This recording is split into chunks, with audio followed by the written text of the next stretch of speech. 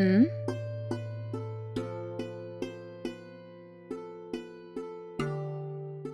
ఎవరండి మీరు? మేడం, గణేష్ గారి ఇల్లు ఇదేనా మేడం? అవును. మీరెవరు? మేడం, నేను ఈ ఏరియాలోనే బండి మీద కూరగాయలు అమ్ముకుంటూ ఉంటాను మేడం. నాకెప్పుడు డబ్బులు అవసరమైనా గణేష్ గారిని అడిగే తీసుకుంటుంటాను. ఇప్పుడు నాకు కొంచెం అర్జెంటుగా డబ్బులు అవసరం అవుతున్నాయి మేడం. అందుకే గణేష్ గారి కోసం 1 వీక్ నుంచి ఎదురు చూస్తున్నాను. సార్ ఈ మధ్య బయటెక్కడా కనపడడం లేదు మేడం. అందుకే ఇల్లు కనుక్కొని తిన్నగా ఇంటికే వచ్చాను మేడం. అయ్యో! సారు పని మీద ముంబై వెళ్లారయ్యా. రావడానికింకా 1 వీక్ పట్టొచ్చు. హ! ముంబైకి వెళ్లారా? రావడానికి 1 వీక్ అవుతుందా? హ్మ్. ఇప్పుడెలా? మీరు సారొచ్చాక రండి. సరే మేడం. హ్మ్. హలో! ఆ! ఇలా రండి. ఆ! ఏంటి మేడం?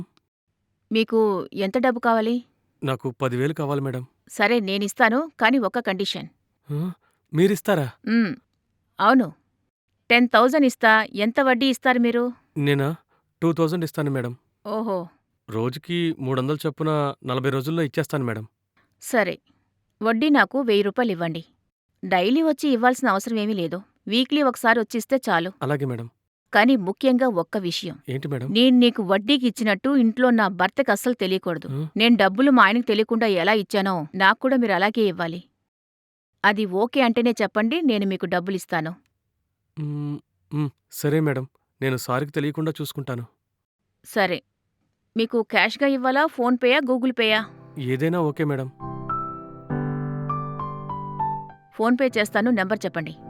హ్మ్.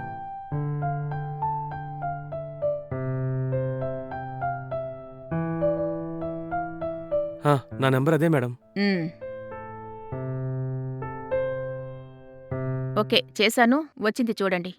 సరే మేడం. ఫోన్ నేను తీసుకురాలేదు. ఇంటి దగ్గరే ఉంది. నేను వెళ్ళిన తర్వాత చెక్ చేసుకొని చూస్తాను మేడం. ఓకే. కానీ ఒక్క విషయం. హ్మ్. నేను ఎలా అయితే నా భర్తకి తెలియకుండా మీకు వడ్డీకిచ్చానో, మీరు కూడా ఆయనకి తెలియకుండా నాకు తిరిగివ్వాలి. ఇంట్లో తెలిసిందంటే చాలా ప్రాబ్లమ్స్ అవుతాయి. సరే మేడం. సార్ లేరు కదా! ఇప్పుడు నాకు డబ్బులు దొరకవు. ఏం చెయ్యాలా అని చాలా బాధపడ్డాను మేడం. కానీ మీరు నాకు ఆ డబ్బులిచ్చి హెల్ప్ చేస్తున్నారు మేడం. నేను సార్‌కి తెలియకుండా చూసుకుంటాను మేడం. Thank you madam. ఓకే. సరే. డబ్బులు కరెక్ట్‌గా తిరిగివ్వాలి. హ్మ్. అలాగే మేడం. ఓకే. హ్మ్.